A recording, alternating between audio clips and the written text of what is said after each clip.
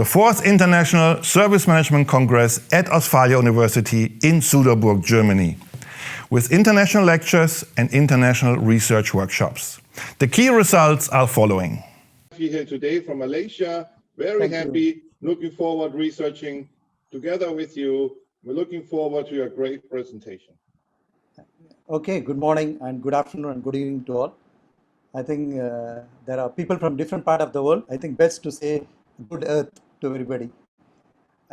So first of all, I would like to thank Prof. Dr. Marcus Lunar for really providing me an opportunity to embark myself into this research. So myself, Kandappan Balasubramanian from Taylor's University, Malaysia. So please allow me to share the screen. I'm sure the voice is clear.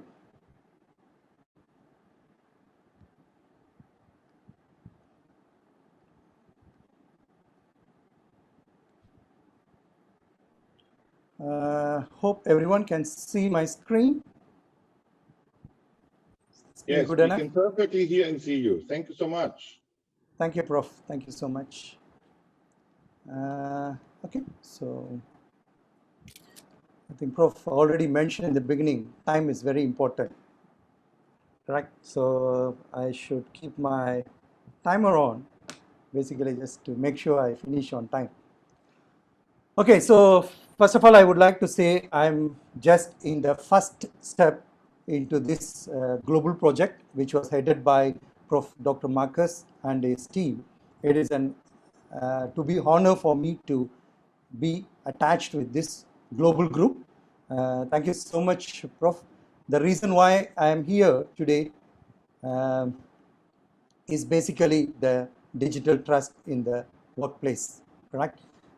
So how I came to this project, I think it is through the PES, the Philippines e-learning conference happened last year, which Prof. Marcus and myself also, like, we are all one of the keynote speakers, but I'm not happy enough or maybe not lucky enough to meet him personally, because before I reached the destination, Bohol Island, he left for another destination for some other commitments.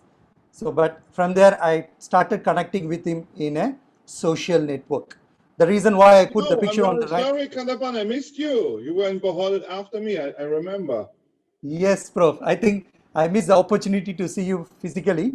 Yeah, but it was Professor Dave Merchal. He sent me to a conference in Paris, and I had to leave right away, fly over to Paris and give a speech. So I'm very sorry to have missed you. No, Prof. I think we also had a discussion online. You are telling about your journey, everything. So I should thank the Facebook and social media for us to connect, even though we are not physically able to meet. So I think that's why we are here. I think we can see there's a big growth in terms of the usage of Facebook, Twitter, Pinterest, and Behold, and Vimeo, and LinkedIn, and so many, and especially this year's Zoom. Okay, so this is my inspiration, basically, I would like to share here.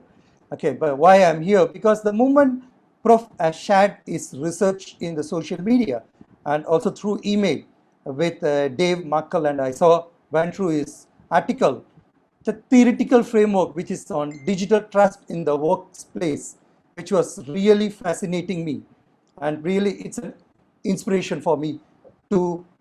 And then I sent an email to Prof. Marcus. Prof, is there any way I can be a part of this? Because I believe that the world is learning, right? The world is the space to learn.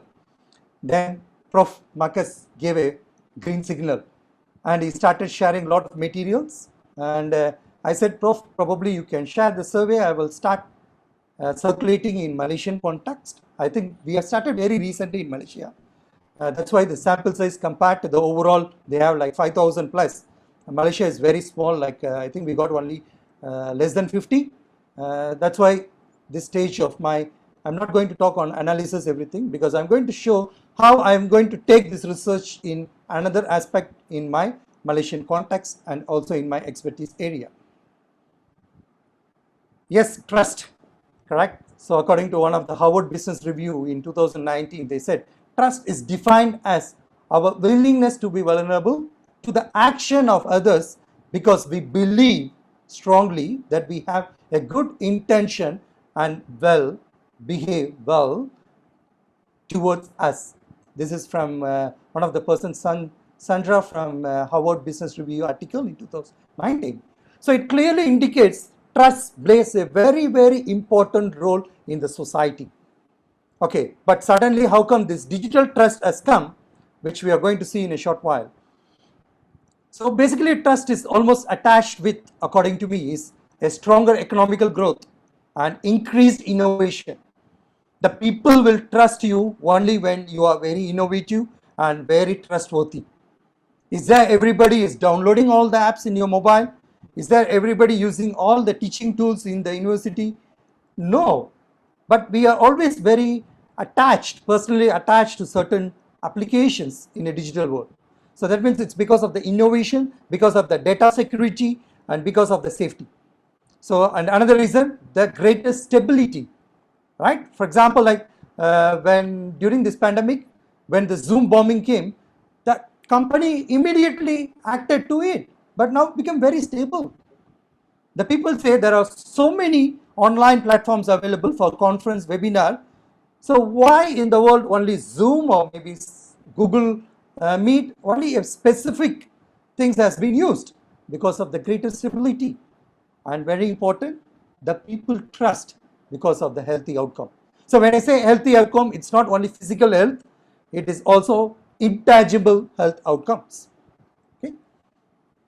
So according to Deloitte Insight, okay, they say trust can be broadly classified into 4 segments, like physical, which is trust that your physical space is given.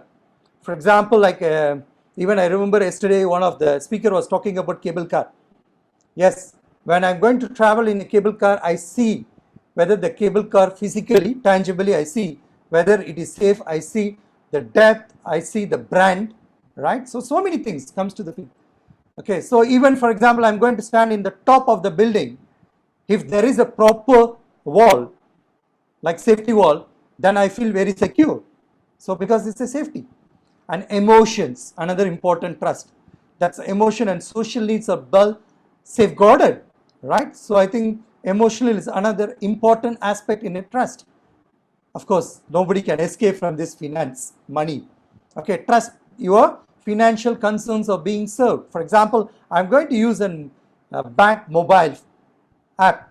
Okay, so when I'm going to use a transaction, financial transactions using the application, so this is where my financial concerns has been raised, whether this application is trustworthy. Is it safe? Or is there people are going to hack my account? So automatically the safety measures comes, correct? So this all, when you see, eventually it connect to one big area which Prof. Dr. Marcus and team really identified, the digital trust, correct? So when you see all this thing, it was there before the digitalization, but now because of the digitalization, especially Industry 4.0, after the Society 2.3, 4.0, now even we call Society 5.0, which Japan already started last few years. So this becomes a digital trust. So what digital trust basically talks about, there are 3 pillars in the digital trust. According to my research, I want to focus is a customer and communities, employee and ecosystem partners.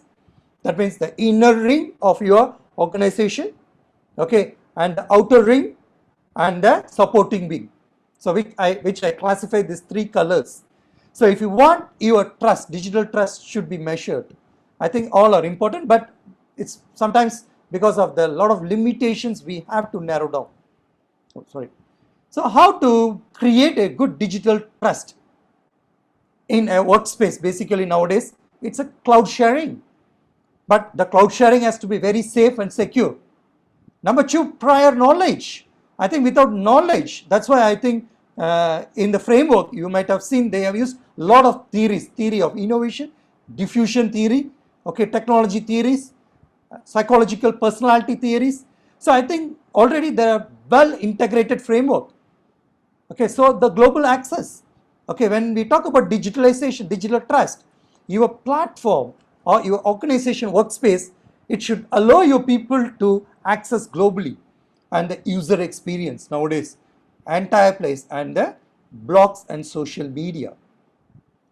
This is a very quick, I always like this very interesting study done by Dick Bowles and Bismarck, and also the other side on the left, augmented era.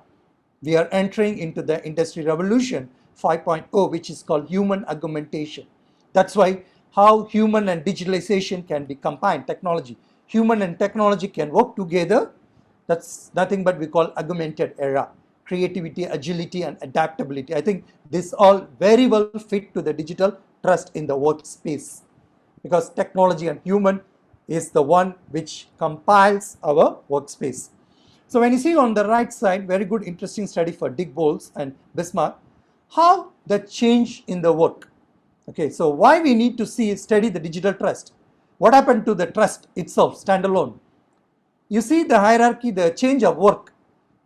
You can see the recent trend is that transdisciplinary. You can see AI, artificial intelligence inside already. So that means the flow of knowledge is everywhere. So how you are going to create a trust in the knowledge space or in the workspace, correct? That's very, very important. Then another thing they mentioned about the emerging model, like old model, the people that black, red, gray really represent three hierarchy of our life. Black represents the education, red represents our work, profession, and gray is we call it as silver customer, silver tourist, gray tourist, the retired elder people. But over the evolution of the period, you can see all these three have started going parallelly. You can see the new emerging model. People want to learn, they want to engage, they want to retire. So how it can happen? How you can see, okay, my staff working in an organization is trust. Even though I'm not monitoring him, I can trust him. How? So the technology plays a role. Auto monitoring systems, correct? And maybe a communication through a proper platforms like WhatsApp, social media, or maybe your own management systems, correct? So I think there is a lot of changes happening. Okay, why digital? Digital, we talk about digital trust. This is the growth of the digital. You can see the industry revolution 4.0. You can see Facebook, Instagrams, emails, Amazon. I think these are all the different platforms which is used in our workspace nowadays. You can see the drastic growth of all these things. Are we really focusing on digital trust? I think this outcome of this studies really plays a very important role to identify which platforms are very important. Same goes with WhatsApp. Nowadays, WhatsApp has been used as one of the important communication platform in the hierarchy. But is it really trustful? Okay, whether people sending message, is it really trustworthy? Or probably because the WhatsApp also has a feature of delete message, correct? And also like there are a lot of functionalities. So how we are going to overcome that? Okay, why we keep on talking about digital trust? You see one on the left side, the famous photo and video apps worldwide downloaded in the month of May. Okay, so you can see overall revenue, App Store, Google. But there are millions of apps available. But why this particularly 10 apps become so powerful, especially TikTok? Because people find it, okay, I can use TikTok to create videos, to express myself, like personality expressions, engagement, correct? Same goes in the food delivery apps, so many apps. Then why particularly this apps become so powerful? Because people believe in this particular app as a digital trust. Okay, when I say digital trust in the food delivery, for example, digital trust in terms of like ordering, authentication, payment, time of delivery, discount, acknowledgement, benefit, promotions. So all these different functionalities and characteristics can be embedded. This is a very quick example how a digital trust can be built through an experience, like an Apple. They believe on customer experience, CX, or consumer experience. So they are the one who adapted this jewelry concept. Okay, you can always come to my outlet, machines, experience yourself, have a digital experience, build a trust. Okay, when they experience themselves, when they go through this whole experience, automatically they are getting a trust, digital trust, because they are experiencing. It's not only you need to go to missions, even offline you can do that. Correct? So this is how we can empower. Okay, this is a very quick video, pictures I put in my industry. I come from a school of hospitality. You see all this, like a restaurant in Korea, they created this virtual dining experience. That means people sitting in this restaurant can experience the wine from Prof. Marcus province, Germany. They are well known for ice wines. Am I right, Prof? Yes, but we have more different wines than ice wine. But ice wine I love very much. Yes, especially Riesling. Riesling wine is the famous wine from Germany. So when you see, when I am creating, unless the customer have a digital trust, okay, I'm going to experience this VR dining experience in this restaurant, which is going to be good. So they trust you through the digital engagement. Okay, the same goes with a restaurant in US, the world's first 3D printing restaurants. So all this technology trust can be built.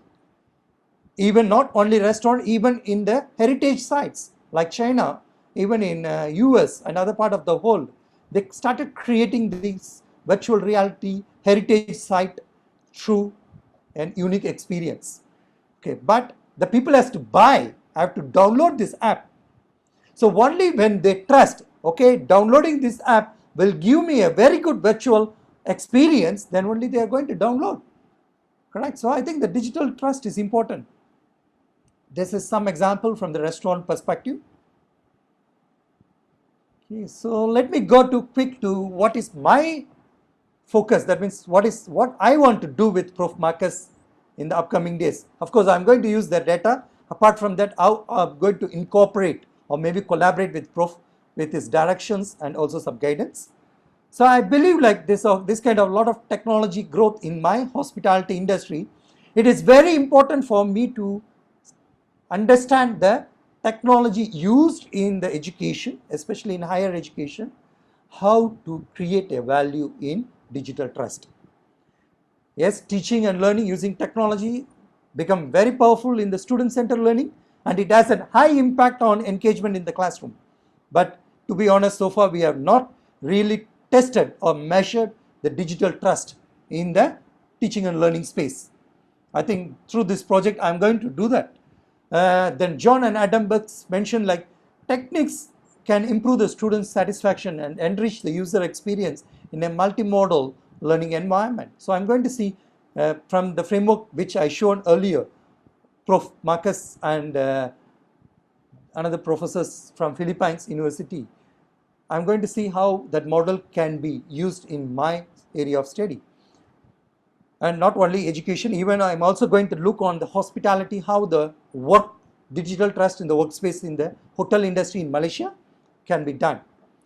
Because there are a lot of shift happening in the teaching and learning in the higher education.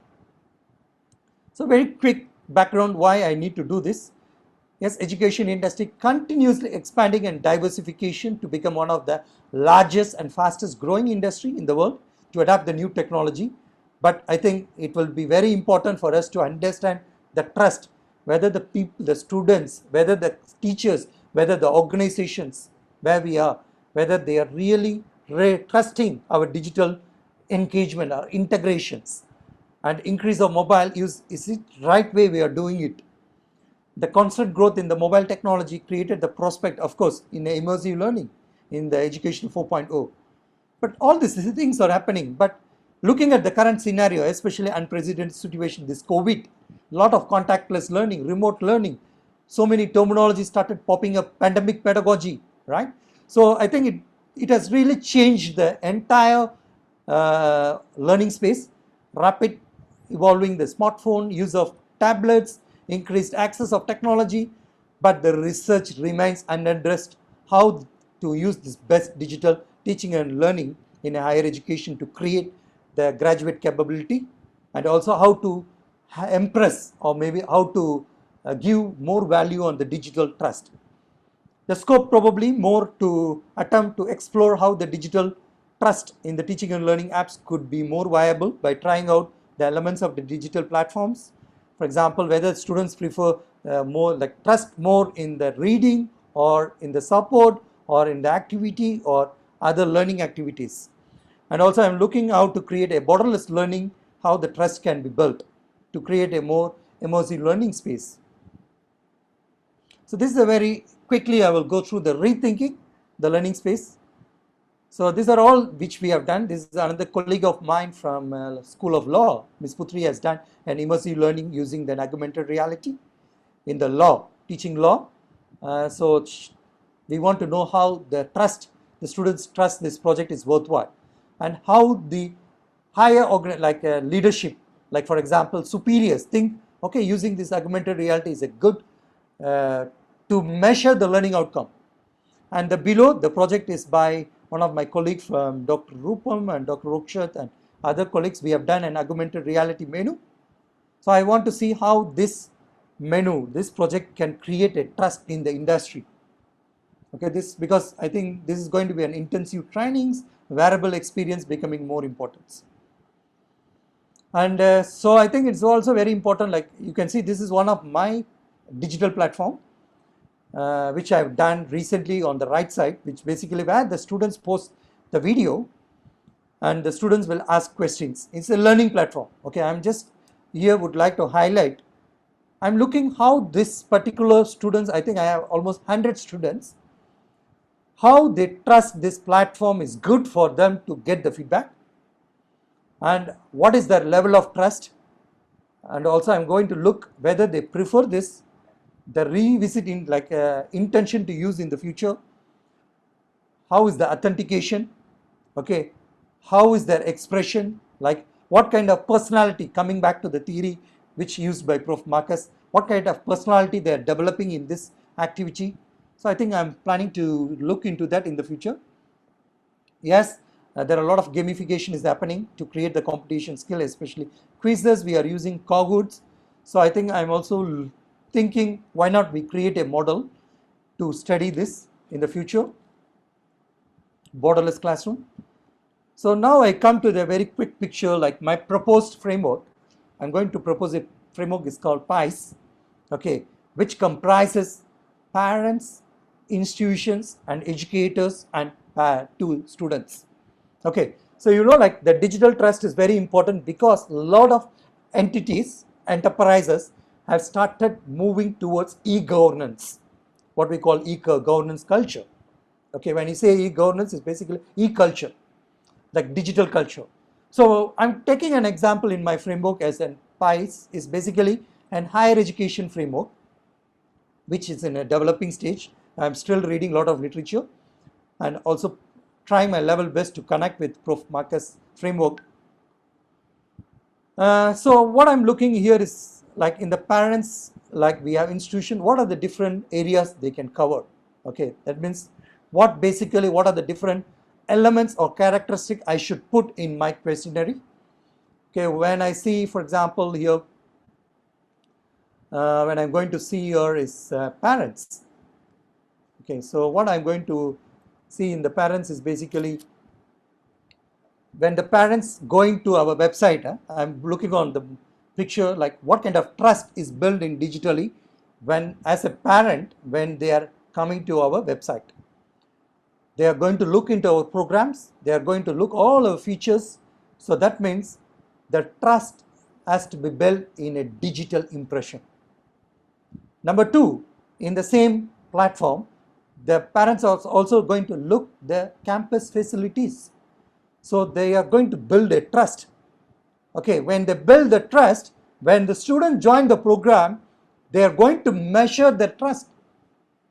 For example, degree program, 3 years, the 3 years is going to be their measuring time for the parent, whether the trust built in the digital, through the digital engagement, is it trustworthy or it is in a negative aspect.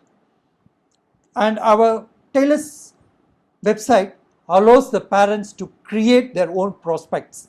They can choose what program they want, what subjects they want, automatically it helps them to save a PDF, or they can print if they don't want to support the digital practices or maybe green practices. So automatically the parents can customize their prospect according to their needs and they can print. That's what we call create prospects digitally. Financial supports, like what kind of scholarship, everything is there in the website, and a clear communication. The moment the parent is going to come to the website, whether the chatbot from Taylor's is going to start engaging with them. So the engagement starts there, the trust starts there, okay? The Taylor's University has started engaging with them. And auto notifications. For example, it's not only on financial, even others. Okay, in 1 week time, your students, probably your children is going to start schooling. I think the semesters are coming. Due date in 1 week to pay your fees. Due date to, or maybe some other, all kind of notifications, right? And also the parents is going to look all your ranking, hierarchy, you put in the logos, everything in your website. So that means this is the parent's perspective, like a payment channel, very important. For example, they want to pay the fees, everything. Nobody is coming every time. They are going to use the payment channel. So whether the payment channel you used in your university, is it really trustful? Really it's safe? It has a good data security. Like you have proper firewalls with you. So all this thing, I think you need to think about it when it comes to your, basically I think the parents' perspective. I think still I have 5 minutes. Yeah. When it comes to an institution as a big picture, as a director and stakeholders, they look on general admissions, like administrative perspective. Okay, that means they have to create a lot of admission ecosystem and centralized information where everybody can access. Okay, like staff, it can be parents, students, everybody. Okay, HRSS stands for Human Resource Self-Service System. That means as a staff, whether my institution as a platform where, because in Taylor's we have applying leave system, accessing to payroll, accessing for training, requests for training, registrations, and maybe looking our training program. So a lot of things they have digitalized. But whether I'm having a good trust on all the data is served in all my profile data served in the university website, is it trust? Okay, so then the public partnerships, alumni engagements, okay, and ranking, intake, and industry linkages. So I think the institution normally they look in a bigger picture. Let me come to my main area, which is educators and students, 2 areas. So the educators like teaching and learning. So that means we are using a lot of teaching and learning tools. So it's very important for us to see whether whatever we are using, is it really trustful? For example, I'm sharing some video in my learning management system. Does it really trustworthy? Or maybe I'm using a social media, whether I'm placing some teaching material, is it really good?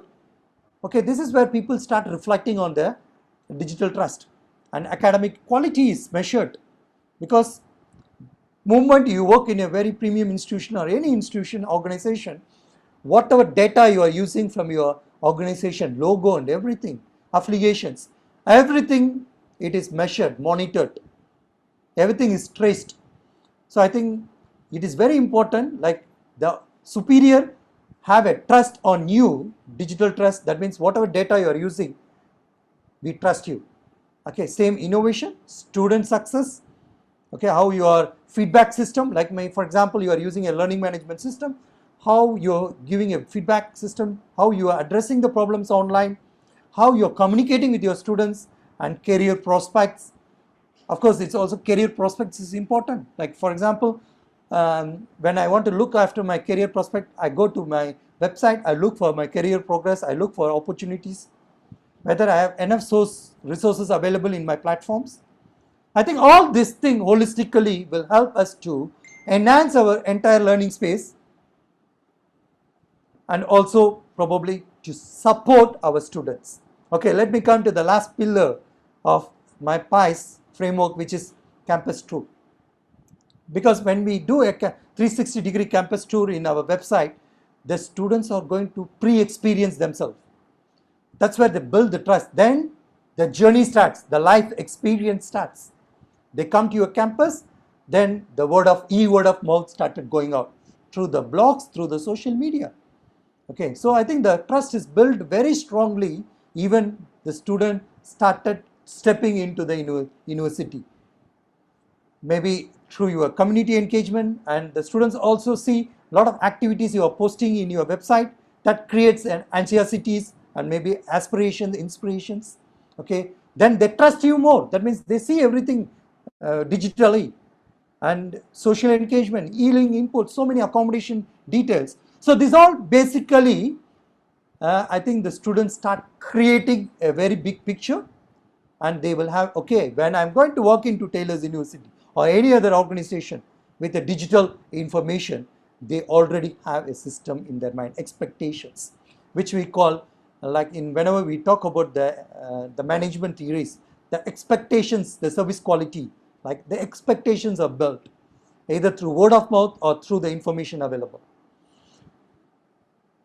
So yeah, with this, I'm really keen to look forward to work with Prof. Marcus and Prof. Dave and other researchers in this group, how I can connect this model by Prof from this global project, and how I can use my PS model together to create some digital trust model in the higher education, probably through some quantitative approach. Probably start with Malaysia, then probably can do some cross-sectional analysis, because this global project has a big data with different countries, like different professors. So this is my details. To reach me, I'll be more happy to collaborate with you all and learn more with you all. I'm just sharing one idea. I think I'm sure through collaborating with you all, I will learn more and progress. I also take this gratification in this juncture to Prof. Marcus from the Ostfalia University from Germany, and also the entire learning support team, and also thanks to Prof. Taini and Prof. Ram, who has connected me to Prof. Marcus in last year PEL Pulse conference in Bogle. Thank you so much for the opportunity, Prof. Thank you for everybody for listening me. Thank you so much. I hope I kept my time. If I'm not, you're perfect in timing. You helped us a lot. Thank you very much for listening. Visit our website, YouTube channel, and Facebook site on the internet.